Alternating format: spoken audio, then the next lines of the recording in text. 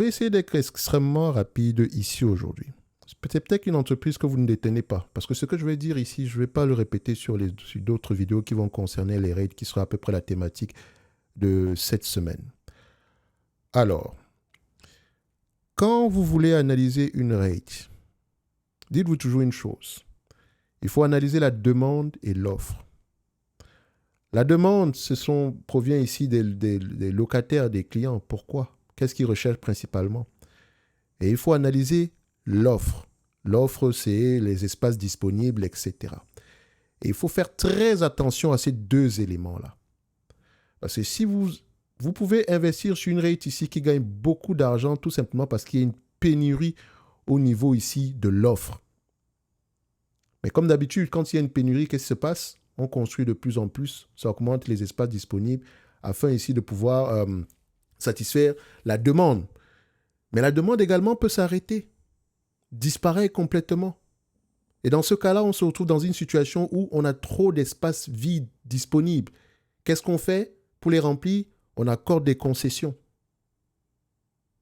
Et quand on accorde des concessions, ça a un impact sur le chiffre d'affaires, les marges, etc. Mais il y a un élément qui ne disparaît jamais. C'est la qualité de l'actif sous-jacent. Parce que dans toutes les rates, et quand je parle de toutes les rates, dans le top premium, j'ai mis en ligne les notes d'analyse ici sur le secteur des rates. Et quand je parle de secteur, vous avez les résidentiels, multifamiliaux, les maisons unifamiliales, les centres commerciaux, les types mall ou bien strip. Voilà, mall c'est SPG, strip c'est un peu comme une partie de ce que Realty Income fait. Vous avez également les rates spécialisés dans les bureaux. Vous avez les rates spécialisés dans l'immobilier industriel. Ce côté-là, par exemple, c'est un secteur qui a également souffert de la sur-offre, on va le dire comme ça. Mais comme vous allez le voir ici, il y a des éléments positifs. Bref, l'immobilier spécialisé ici dans la santé, les garde-meubles, donc les self-storage. Okay. Vous avez également les data centers. Les tours de télécom ne sont pas encore mises en ligne. Ensuite, on va rajouter ici l'immobilier dans tout ce qui concerne ici les panneaux publicitaires, etc. Donc, vous comptez, ça fait 1, 2, 3, 4, 5, 6, 7, 8, 9, 10. 10 sous-secteurs qui ont des moteurs complètement différents. La seule chose qui réunit, je dis bien la seule chose qui réunit tous ces secteurs, ce sont les taux d'intérêt. C'est pour ça qu'on en parle également. Ce sont les dividendes. Et les dividendes sont liés au taux d'intérêt, etc. Okay? Donc, les cap rates, etc. Donc, j'en parle ici. Donc, ce document-ci, quand vous sortez de là, vous savez exactement qu'est-ce que vous devez faire dans un secteur d'activité bien précis. Parce que vous connaissez les thématiques sous-sectorielles. Quelles sont les entreprises qui remplissent tous ces éléments-là? Quelles sont les entreprises les mieux placées pour profiter de la thématique de la croissance structurelle de fonds? Parce qu'il y en a toujours une. Alors, je vais parler d'Alexandria en date d'aujourd'hui, qui fait partie ici de l'immobilier spécialisé dans le secteur de la santé, mais précisément dans tout ce qu'on appelle ici les life sciences. Et dans les life sciences, c'est essentiellement, nos clients, ce sont les biotech. Et les biotech sont financés par quoi? Les VC. Et les VC financent quoi aujourd'hui? L'IA. Donc, il n'y a plus d'argent pour financer les biotech. Enfin, il y a très peu d'argent par rapport à précédemment. Un élément. Ensuite, les taux d'intérêt ont augmenté, ce qui met une pression sur le coût de la dette parce que toutes ces entreprises-là, leur avantage concurrentiel est essentiellement lié au coût. C'est l'avantage concurrentiel le plus important pour une rate, les coûts. Les coûts de production doivent être les plus bas. Donc, d'être bien positionné, etc. Je ne vais pas refaire un cours sur les rates ici. D'accord? Donc, sur ces entreprises-là, il faut observer l'offre et la demande. Quels sont les éléments qui soutiennent l'offre? Quels sont les éléments qui soutiennent la demande? Et il est préférable ici de rentrer généralement dans un secteur où l'offre est élevée. L'offre n'est pas élevée, la demande est élevée. Et l'offre n'est pas élevée peut-être par des contraintes peut-être réglementaires ou bien de disponibilité des terrains. Ça, c'est intéressant. Mais si vous allez arriver dans un secteur où, oui, on n'arrive pas à satisfaire la demande, on construit de plus en plus, sachez que tôt ou tard, il y aura une sur-offre. Et ça sera un problème. C'est toujours comme ça. Mais les actifs de qualité, eux, ne perdent très rarement de la valeur. C'est pour ça que dans l'immobilier de bureau, tout le monde n'est pas logé à la même enseigne. Si tu as des bureaux en plein Manhattan, excuse-moi, on ne peut pas te comparer à quelqu'un qui a des bureaux dans le fin fond ici du Wyoming. Non, ce n'est pas la même chose.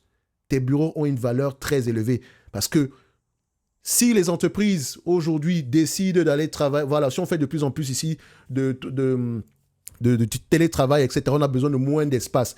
Mais ça ne veut pas dire que les entreprises ne prennent plus des bureaux, non. Mais ils vont avoir tendance à uniquement prendre des espaces dans des zones très recherchées. D'accord? Donc, il y a toujours une fuite vers la qualité. Et c'est l'élément que vous devez toujours rechercher. Quelle est la rate ici qui détient, ou bien le rate qui détient des éléments qualitatifs irremplaçables, qu'on appelle généralement des trophy assets, littéralement. C'était ma thèse d'investissement sur SPG. Pendant que tout le monde disait que les malls, il y en a trop aux États-Unis, ça c'est vrai. Mais tous les malls ne se valent pas. Et SPG, sa stratégie était simple, acheter uniquement, investir uniquement dans des malls de qualité. Et un mall de qualité est un mall où l'achalandage est très élevé. Les volumes ici, si l'achalandage est élevé, les volumes ici, en termes de revenus par pied carré, sont élevés, ou par mètre carré sont élevés. Et si les revenus par mètre carré, par pied carré sont élevés, ça attire quoi? Les locataires. Le e-commerce va nous tuer? Non, on a besoin d'hybrides. Même Amazon a des magasins individuels. Ce qui veut dire ici que le magasin physique ne va pas disparaître. Bref, je pourrais vous détailler point par point tous ces différents éléments, mais c'est encore mieux d'aller lire. Comme je l'ai dit ici, le top premium, les notes d'analyse sectorielle sont accessibles ici à tous ceux qui sont dans le top premium. Pour accéder au top premium, si vous êtes dans le bootcamp, c'est très bien. Vous avez déjà reçu une invitation pour le top premium. Et je rappelle ici que le bootcamp vous donne droit au top premium pendant 1 an. Et dans le bootcamp, on apprend à analyser une compagnie de A à Z en posant les bonnes questions, en pratiquant directement. De toute façon, il y a une vidéo dessus. Les places sont limitées. La prochaine revalorisation tarifaire aura lieu cette fin de semaine. Donc, si vous voulez nous rejoindre, c'est maintenant.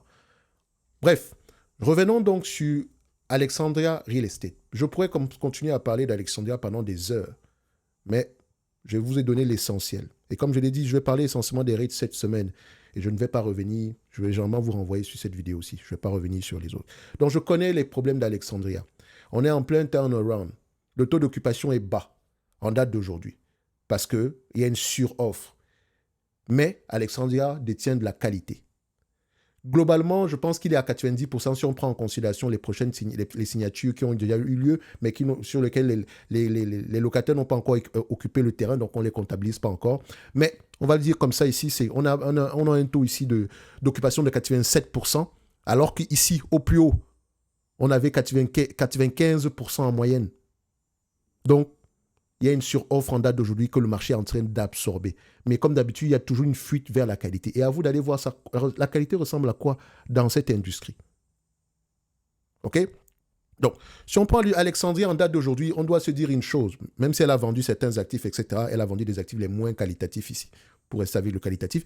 Il faut se dire ici que le chiffre qu'Alexandria nous propose en date d'aujourd'hui est négativement impacté par les prévisions de taux d'occupation, qui, elles, peuvent changer favorablement dans le futur.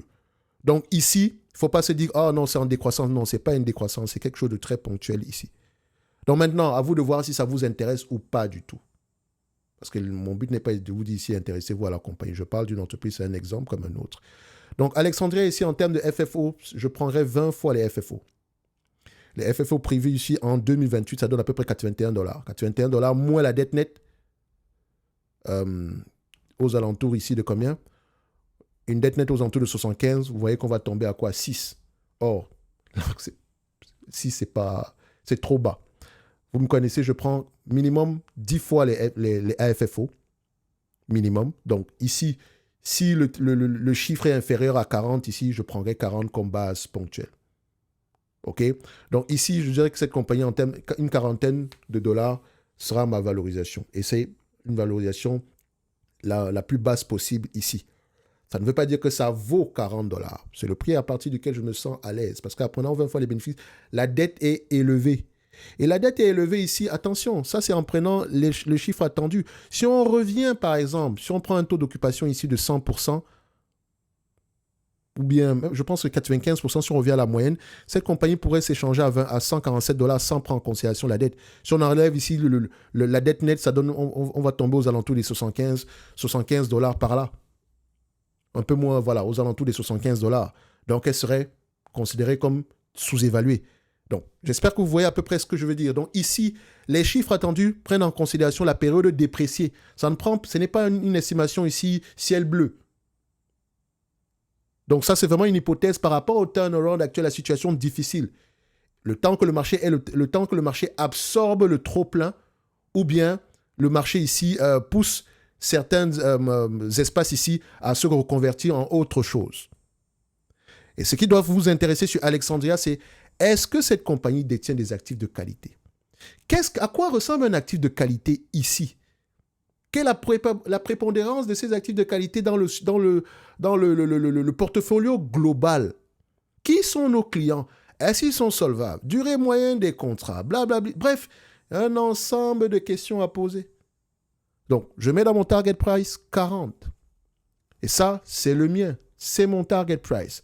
Mais je rappelle une chose, c'est que en achetant en date d'aujourd'hui, vous l'achetez avec les problèmes actuels qu'ils sont en train... Et je tiens à vous rappeler une chose. Pour ceux qui ont lu les derniers rapports financiers, il y a des bonnes nouvelles. Il y a des bonnes choses qui se préparent. Mais ça, c'est pour ceux qui ont... Ça, c'est... mais ça ne veut pas dire ici que l'entreprise est... Voilà, tout est terminé, etc. On peut se dire, on peut crier victoire. Non.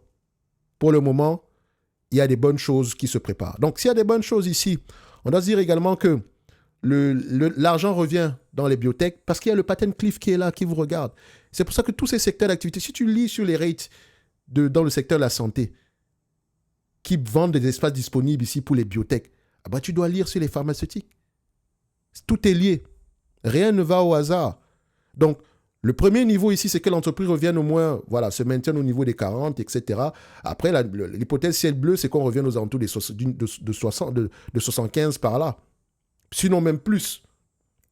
Donc, je prends aussi mon X10, les FFO.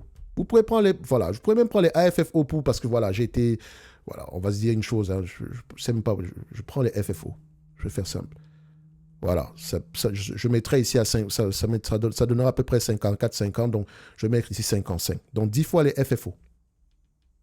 Parce que la moyenne, l'entreprise se négocie à voilà, vous pouvez voir ici, la moyenne ici, c'est aux alentours de 17 fois les FFO, mais ça, c'était la période précédente, etc. Donc là, on revient à une certaine moyenne, on va revenir à 15 fois les FFO pour ce genre d'entreprise. Et si on se situe à 15 fois les FFO, ça monte à 4,21. Ici, moi, la dette nette, on aura un chiffre très peu élevé. Donc, c'est pour ça que je prends 10 fois, inférieur ici à 10 fois les FFO. Donc, je prendrai ici 55. C'est 54,5, mais j'arrondis à 55. OK? Ça reste un business prévisible, hein? Regardez bien, 100% du temps, les analystes font de bonnes prévisions ici. Donc, ça, c'était anticipé que ça allait baisser, etc. Donc, je mets ici 10 fois les FFO de 2028. Donc, vous avez les informations. Pour ceux qui ont la note d'analyse sectorielle, allez la lire et tirer les conclusions qui s'imposent. À partir de là, vous pourrez savoir quel type d'entreprise pourrait m'intéresser ou pas du tout. Comme je rappelle ici en description de la vidéo, vous avez le lien vers le bootcamp qui vous donne accès ici également au top premium pendant 1 an. Donc, dans le bootcamp, il y a une vidéo qui va suivre qui vous explique à peu près à quoi ça ressemble. C'est uniquement réservé aux personnes qui veulent faire du stock picking sérieusement, apprendre à faire du stock picking sérieusement en posant les bonnes questions. Parce que si vous vous limitez aux dividendes, etc., je n'en ai même pas parlé, vous pouvez tirer les conclusions qui s'imposent. Ils sont safe ici tant que voilà, l'entreprise arrive, tant qu'ils arrivent ici à payer un dividende, un payout ici inférieur au AFFO, c'est correct. Okay? Et rappelez-vous d'une chose. Cette compagnie, vous allez peut-être vous dire, ah, elle est très endettée. Non, la dette est importante pour une rate. Parce que son rôle ici est d'avoir le coût du capital, un coût du capital assez bas afin de pouvoir faire les meilleures affaires possibles. Et très souvent, les meilleures affaires se font quand tout va mal dans le secteur d'activité. Et Alexandria a le bilan financier le plus solide. N'allez pas regarder la dette ici uniquement. Ils ont le bilan financier le plus solide par rapport au positionnement de la dette. Et quand je parle du positionnement de la dette, coût fixe, coût variable, ainsi que la durée moyenne de la dette dans les bilans. Ainsi que, voilà, comment est-ce que la dette est échelonnée dans le temps, etc. Et quand vous prenez tous ces éléments côte à côte, vous vous rendez compte qu'ils sont bien positionnés ici à long terme. Mais, comme je dis, tant qu'on reste dans un secteur d'activité où la demande reste constante et que l'offre reste disciplinée. Parce que quand on a généralement, quand la demande et l'offre vont chacun de son côté ici, on a tendance ici à avoir une situation pareille. Donc, c'est une période difficile pour toute l'industrie. Ce n'est pas uniquement lié à Alexandria. Point à la ligne. Ceci n'est que mon point de vue et non un conseil d'investissement. Comme d'habitude, je me réserve pleinement et royalement le droit de me tromper. Avant d'investir sur une rate, il faut comprendre comment est-ce que se comporte le secteur d'activité en date d'aujourd'hui. Et le secteur d'activité ne se limite pas au taux d'intérêt, au marché de l'emploi. Ça, c'est le début. Ça impacte majoritairement toutes les rates. Par exemple, je peux vous dire ici que les rates concernant les entrepôts, on va se dire ici que on a eu une suroffre. Mais cette suroffre-là était plutôt ponctuelle parce que la demande sous-jacente, elle est là. Elle est là. Le taux de pénétration du e-commerce aux États-Unis, vous pensez que c'est combien? C'est moins de 20%. Vous pensez que le e-commerce, c'est quoi? Ce sont des entrepôts. Le reshoring, ou bien la réindustrialisation ici des États-Unis, vous pensez que ça va demander quoi? Bref, chacun de ces secteurs a sa thématique. Les rates, ce n'est pas un secteur global où, voilà, j'achète les rates. Non. Quand tu achètes une rate, tu dois analyser l'industrie sous-jacente. Et c'est ça qu'on fait dans le top premium. OK? Ça vous permet de voir, c'est notre macroéconomie. Ça vous permet de voir à peu près quelles sont les entreprises les mieux positionnées pour réussir à long terme. OK? Les rates de data center, par exemple, on en parlera. Chacune a ses problèmes. Bref. Je reste de trop parler ici. Je laisse la primeur ici à mes clients d'aller regarder cette partie-là et voilà, et de tirer les conclusions qui s'imposent. Bref, un like, un abonnement, un commentaire, ça fait toujours plaisir. Et n'oubliez pas, le lien vers le bootcamp est en description de la vidéo. N'attendez pas la dernière minute. De toute façon, ça sera toujours favorable pour moi parce que ça fonctionne.